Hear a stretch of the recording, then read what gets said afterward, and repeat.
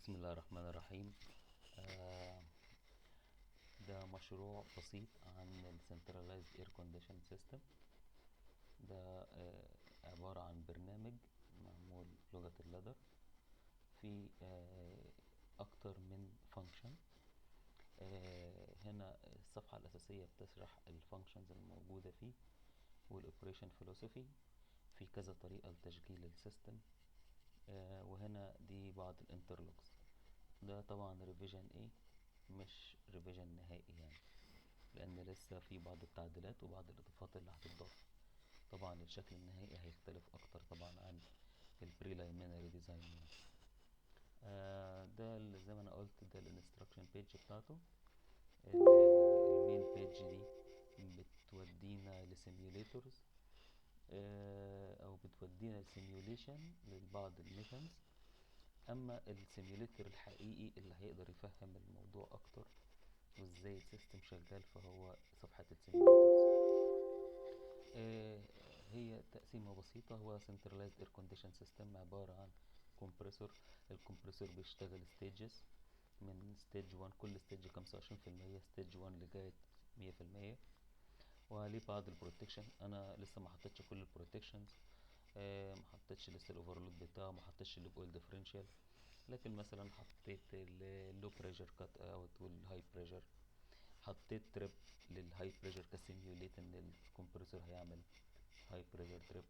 حطيت emergency شت داون، عبارة عن الكوندنسنج سيستم بيتبرد عن طريق كولينج تاور. في فانة فوق اللي عملت لها برضه سيميوليت ان انا ممكن اعمل لها كوفرلود تريب. في هنا كوندنسر كولينج ووتر بامب، مية التبريد. البامب دي برضو اون واوف، وبرضو عملت لها اوفرلود للسيميوليت. نفس القصة برضو بالنسبة للتشيلر سيستم. التشيلر بامب دي سيركيوليتنج، بتودي المية المبردة او البراين ووتر، بتوديها على الاير هاندلنج يونت. في فانة جوه، الفانة دي اون اوف برضو عملت لها اوفرلود. نفس القصة للتشيلر، عملت له اون اوف اوفرلود. بالنسبة للفيدباك سيجنالز، طبعا كل حاجة انترلوك، يعني الكمبريسور مش هيشتغل لغاية لما يتأكد ان السيستم ريدي. السيستم ريدي ده لما تبقى كل حاجة within limit within range. مش اخدها من تشغيل مش بس من التشغيل، انا اخدها من الفيدباك بتاعت كل حاجة. يعني مثلا الشيلر بامب، لما الشيلر بامب تشتغل فالفلو سويتش طول ما هو في الوزن رينج هيبقى اكتف ويبقى شغال كويس. وهكذا بالنسبة للكوندنسر كولينج بامب، عملت لها برضه فلو سويتش. في عندنا هنا temperature sensor. التمبريتشر سنسور ده بيقيس الكولينج تاور فان شغالة بكفاءة كويسة ولا لأ. نفس القصة بالنسبة للاير هاندلنج يونت فان، برضو عملت لها هنا اير فلو سويتش، بحيث ان لو كل حاجة شغالة مدية فيدباك سيجنال كويسة يبقى السيستم جاهز ويقدر يشتغل. عملت برضو للاير هاندلنج يونت هنا في ديفروستنج سيستم، بيشتغل عن طريق ان في سنسور بيحس بالايس. مجرد ما بيحس بالايس بيبدأ يفصل السيستم جرادوالي، ويوقف التشيلر بامب والفان بامب، ويبدأ يشتغل عملية الهيتنج لغاية لما يخلص ما يحسش بالايس، يبدأ تاني يشغل. في حالة الاوتو مود يشغل تاني التشيلر بامب والفان، ويرجع يشغل الكمبرسور تاني.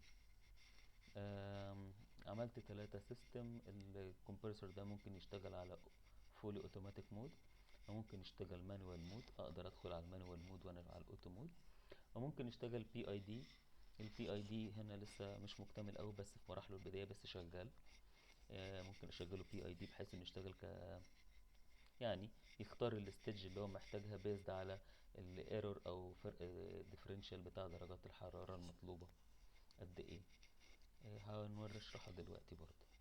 وهنا في عندي الديفروستنج سيستم. ممكن الديفروستنج سيستم بيشتغل اوتو، وممكن اختار ان انا اشغله مانوال، واقدر اختار الوقت اللي انا اشغله فيه مانوال قد ايه، مع العلم انه مش هي اكسيد الايس. يعني بمعنى ان اول ما بيحس ان مفيش ايس، حتى لو التايمر بتاع الهيتنج اعلى من ان ما عادش فيه ايس على السيستم، هيفصل اوتوماتيك. يعني الاولويه للسنسور اللي بيحس بعمليه الايس، بعمليه الديفروستنج. الفانكشن بتاعت الكمبرسور عامه بسيطة يعني الفكرة.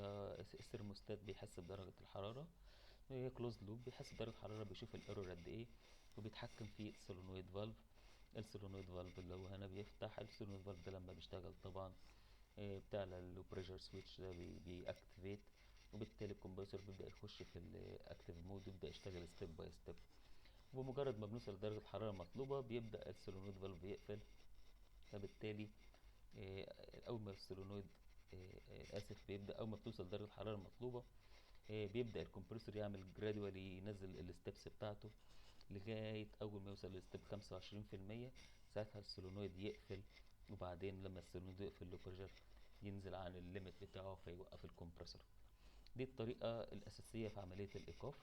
حتى لو أي حاجة من الحاجات الأساسيات اللي عندي حصل لها اوفرلود أو تريب والسيستم ما عادش قادر يشتغل، برضه بيقف بنفس الطريقة جرادوالي. الحالة الوحيدة اللي السيستم بيقف فيها مرة واحدة حتى لو هو على الأعلى ستيبات هي الإمرجنسي شت داون. الإمرجنسي شت داون ده لو حصل بيوقف السيستم كله. خلينا نجربهم كلهم كده واحدة ورا التانية. برضو في الارم ليست هنا. الالارم دي ليست دي بيطلع لنا فيها الالارمات والاكنولج وازاي بعمل له سايلنس. وطبعا انا مش بقدر ان انا اشيل الهيستوري الا لما اعمل لوج ان واكون انا الاساسي في عمليه انا الادمنستريتور عشان اقدر اعمل كلير، يعمل كلير خالص للهيستوري يعني. فخلينا نرجع للسيميوليتور. انا مثلا دلوقتي عايز اشغل السيستم، فهبدا اشغل الفان اول حاجه. بمجرد ان انا بشغل الفانه تبدا الفانه تشتغل. هنا بعد شويه بيبدا السنسور ده يخضر، خلاص كده الفلو سويتش اشتغل، قاري ان في الفانه شغاله كويس. اقدر اشغل الشيلر ووتر بامب، اشتغلت. بس بعد شويه ده يشتغل يبقى معنى كده انه شغاله كويس. نفس القصه بالنسبه للكوندنسر بامب، اشتغلت، ده بعد شويه هيقرا كويس، وبعدين التور هيشتغل الكولينج تور كويس. لما كل ده بيشتغل معايا كويس بيظهر عندي هنا ان الكولينج سيستم ريدي وجاهز لعمليه التشغيل. طب انا مثلا لو وقفت حاجه من الحاجات دي، يعني مثلا عملت اوفرلود على كوندنسر بامب كسيميوليت يعني، خلاص طلع لي الارم طبعا وقال لي ان الكوندنسر بامب اوفرلودد والكمبرسور هيستوب جرادوالي لو شغال. بعمل لها كلوز من هنا وظهر لي فعلا ان هنا في شت داون اوفرلود، السيستم مش ريدي. ولو رحت على الالارم ليست هلاقي فعلا برضو عندي ظهر لي ان في الكوندنسر حاصل فيه لازم. نرجع للسيميوليتور تاني. طب انا لو شلت التريب ده وقمت عامل اون، او ما ده هيقرا تاني كويس هيظهر لي هنا اهو ده اشتغل كويس، ظهر لي سيستم ريدي. طيب انا دلوقتي هشغل الكمبريسور على الاوتوماتيك مود، على الاوتو مود. فهنا ادي ده بتاع الاوتو مود، بختار ان انا الاوتو مود. وهنتخيل ان التمبريتشر سنسور، طبعا انا سيميوليت يعني ما عنديش درجه حراره، فانا بعمل سيميوليت ان درجه الحراره هتعلى عن يعني بقى في درجه حراره عاليه، فانا اللي هو ده هدوس عليه يعني. فعلا السولنويد فالف اكتف اهو، فتح، اللو بريشر زاد والكمبرسور اشتغل اول ستيب. ويبدا واحده واحده يزود ستيب، ادي السكند ستيب شغاله، بعدين ثيرد ستيب، وهكذا لغايه لما يوصل للماكسيمم ستيب بتاعه. طيب انا مثلا شغال اوتو دلوقتي، لو انا حبيت ان انا اشتغل المانوال مود، بمجرد ان انا اكتف المانوال مود انا خلاص كده بقيت شغال اكتف مانوال مود. ممكن اقلل الستبات بايدي، لو دوست على ديكريز هيقلل لي ستيب تانية، ممكن ازود ستيب تاني، وممكن اكتيفيت المانوال تاني وارجع، هيرجع تاني بقول ان انا دي اكتيفيت هيرجع تاني يشتغل على اوتوماتيك ويعلي لي الستبات. اول ما بوصل لدرجه الحراره المطلوبه بيقفل التمبريتشر سويتش، بيدي اشاره. فانا اتخيل ان انا الاشاره فصلت التمبريتشر سويتش خلاص، اللي هو انا فصلته كده. يبدا واحده واحده الكمبرسور يقلل ستيبايه، بعد شويه يقلل التالتة، يعني ينزل جرادولي لغايه لما السكند ستيج تفصل. بعد ما السكند ستيج تفصل السولنويد فالف كمان هو هيفصل. السولنويد فالف اول ما يفصل خلاص بيبدا البريشر يقل عن البريشر سويتش لغايه لما الكمبرسور يقف. كده خلاص الكمبرسور واقف. طب مثلا انا لو حبيت اشغل تاني وانا شغال اهو ومره واحده اللي هنا تحس ان في ايس في الاير هاندلنج يونت والكمبرسور اوريدي شغال في اي مرحله. لو انا قلت له اوتو ديفروست وحس ان في ايس فاعطاني اشاره ان الوقت هيخش في الديفروست مود. يبدا واحده واحده يقلل تاني الكمبرسور لغايه لما الكمبرسور يقف. ده اوتوماتيك. الكمبرسور واحده واحده هيبدا يقف، وبعد ما الكمبرسور يقف خلاص وقف، يبدا يوقف هنا عندي البامب والفان. هيوقف التشيلر بامب، وقفها اوتوماتيك، وبعدين يوقف لي الفانه، وبعدين لما اوقف الفانه يبدا يشتغل الهيتر، يفضل الهيتر شغال بقيمه التايمر. او ان انا ادوس على الديفروست اوتو اوف ده لو ان انا وصلت لمرحله ان ما عادش فيه ايس اوتوماتيك. هو بيحسها كسنسور، يعني انا ممكن ادوس عليها، بس خليها احسن عشان يبان قدامنا كل حاجه. هتدي نفس الفانكشن. خلاص خلص الهيتنج، رجع تاني الفان تشتغل، وبعدين اشتغلت التشيلر بامب. لما كل ده يشتغل تاني اوتوماتيك، يرجع الكمبرسور يشتغل ستيب باي ستيب تاني. طيب، انا ممكن اوقف كل ده، اقول له لا خلاص انا وصلت للحراره المطلوبه والكمبرسور واقف.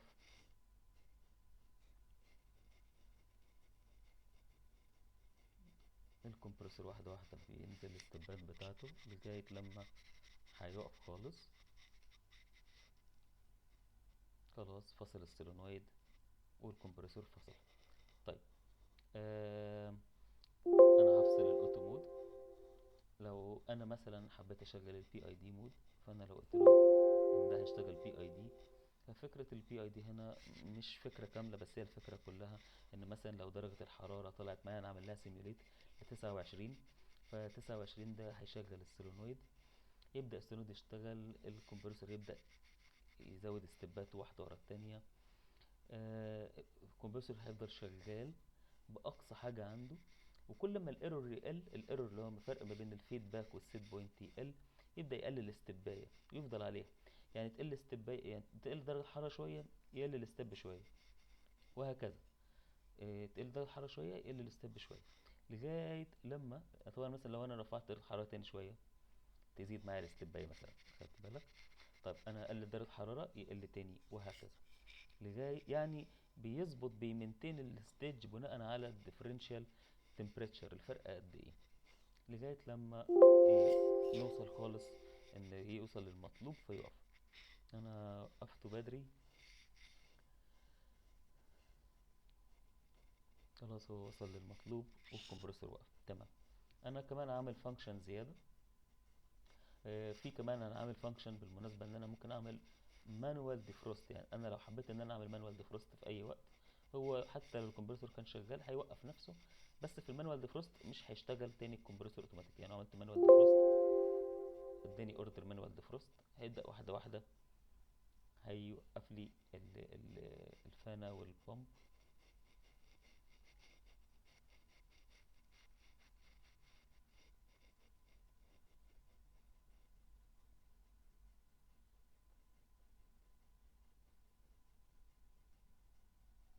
انا اسف، ما اشتغلش لان انا كاتب هنا مانوال ديفروست تايمر مينيمم 25,000. انا فعلا المفروض اظبطها الاول. خلينا 25,000 انتر. خلاص بعدين ارجع اقول له تاني اعمل لي مانوال ديفروست. المانوال ديفروست هيبقى اون، بدأ بيعد معايا ثواني، فصل لي البامب، وبعد ما فصل البامب هيفصل الفان، وبعد ما فصل الفان شغل لي الهيتر. طب انا لو مش عايز استنى، لو تخيلنا ان الايس خلص خلاص ما عادش فيه ايس، فاقول له ديفروست اوتو اوف. خلاص خلص الديفروست خلص، هيقوم موقف الديفروستنج على طول. لكن علشان انا على المانوال مود، فالفانة والتشيلر مش هيشتغلوا تاني اوتوماتيك، انا لازم اشغلهم بايدي كده، واشغل ده بايدي. لما يشتغلوا اتنين هيجي لي هنا ان السيستم ريدي تو ستارت تاني، سيستم ريدي تو ستارت. في كمان عامل فانكشن زياده فيه، ان اقدر اعمل بامب داون. يعني انا لو عايز الم الفريون كله من السيستم، اقدر اعمل بامب داون. هو الطبيعي ان احنا بنعمل بامب داون بناء على البريشر، بنحاول ان احنا نقلل اللو بريشر. بنبقى طبعا قافلين على السولينويد فالف، وبنبدا نقلل على يعني السولينويد فالف ما بيفتحش، بيبقى السولينويد فالف مش اكتف، وبنبدا نشغل الكمبريسور بحيث انه يسحب الفريون لغايه لما يوصل عند ليميت معين احنا بنظبطه، بيبقى فوق الصفر بحاجه بسيطه، بحيث ان احنا نلم معظم الفريون وما نخشش في حاله الفاكيوم. انا هنا اعملها بطريقه تانية عشان ما عنديش طبعا ده في الطبيعي، فانا اعملها كتايمر يعني، بس هو سيميوليت للسكشن بريشر البام ده، على انه مظبوط على اقل حاجه. فلما انا بعمل له ستارت كده، الكمبرسور اشتغل على استبايه واحده والسولونويد ما فتحش، وبيقعد يعد ثواني كده، قال يعني ده الايه البريشر بتاعي، لغايه لما يوقف كده خلاص هو واقف عن طريق البريشر سويتش. تمام. طيب عملت برضو الارم سيستم. آه م، لو انا مثلا تخيلنا ان انا وقفت البامب اللي، خلينا مثلا نقول ان انا وقفت الفان، التاور، الكولينج تاور فان مثلا، عملت لها اون لاين، فقال لي مثلا كولينج تاور فان اوفرلودد، اوكي خلاص كلوز. طب لو وقفت التشيلر نفس القصه مثلا كلوز. طب كوندنسر وهكذا، كوندنسر اوفرلودد، ودي برضه نفس القصه كله اوفرلودد. وعملت كتب لي شت داون سيستم هنا. لو انا رجعت كل حاجه تاني، شلت دولت وشغلت تاني كل حاجه، اهو رجع تاني كولينج سيستم ريدي. طيب آم، انا لو حبيت ان انا اشغل تاني مثلا اوتو، مش هيحس بدرجة الحرارة، السولينويد اشتغل، والسولينويد شغال اهو، ومرة واحدة من المرات والدنيا شغالة زي الفل، التشيلر بامب فصلت، قامت فاصلة التشيلر بامب.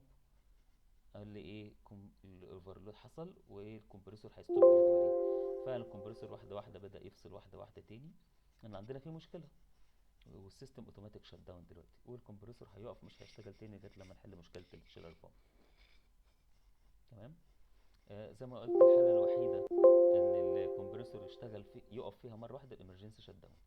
يعني انا دلوقتي هو هيشتغل اهو على طول، لو انا في اي وقت دوست على الامرجنسي شت داون هيفصل على طول الكمبريسور، مش هيستنى. وانا كنت فصل ده وفصل الفان، انا خليته بيفصل الاثنين يعني، ما فصلش الميه لكن خلوه تفصل الفان ويفصل الكمبريسور. طبعا لو شلت كده رجعت تاني ان انا اشغل ايه، فصلت ده ممكن اشغل تاني عادي جدا. آه طيب احنا اعتقد غطينا حاجات كتيرة قوي. لو رحنا على الالارم ليست، ادي كل الالارم ليست عندي، اقدر اللي انا عايزه اعمله اكنولج، اللي بعمله اكنولج بيظهر انا عملت امتى اكنولج ليه، يعني مثلا ده لو عملت له اكنولج دلوقتي وهكذا. وممكن اعمل له سايلنت برضو. لو جيت اعمل كلير هيستوري هيقول لي لا انت مش اليوزر الاساسي، ما ينفعش تعمل clear history default user cannot perform this action. انا فعلا نسيت يعني انا عامل اللوج ان ايه يعني مش فاكر، اعتقد عامل الادمن يمكن.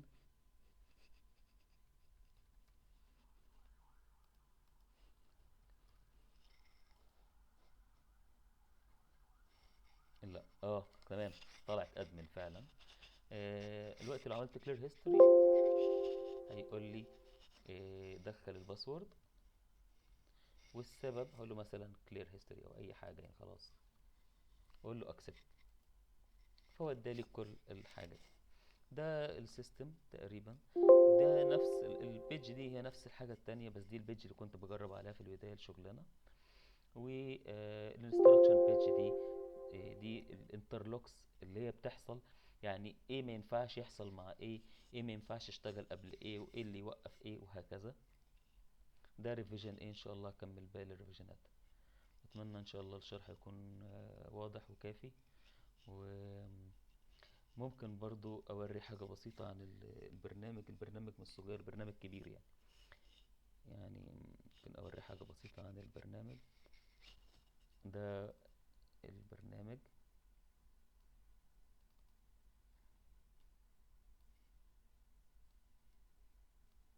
ده جزء من البرنامج، يعني البرنامج خطواته كتيرة قوي، لان طبعا الحاجة فيها داخلة مع بعضها كتير، فبرنامج كبير يعني مش صغير. طبعا هو مش واضح للاخر يعني، هو عشان اجيب البرنامج بعرضه الشاشة كلها كده. يعني البرنامج كبير، في functions كتير قوي، وكمان في simulation، لان طبعا موضوع في simulators كتير. فاتمنى ان شاء الله يكون الموضوع كافي يعني. شكرا، السلام عليكم ورحمة الله وبركاته.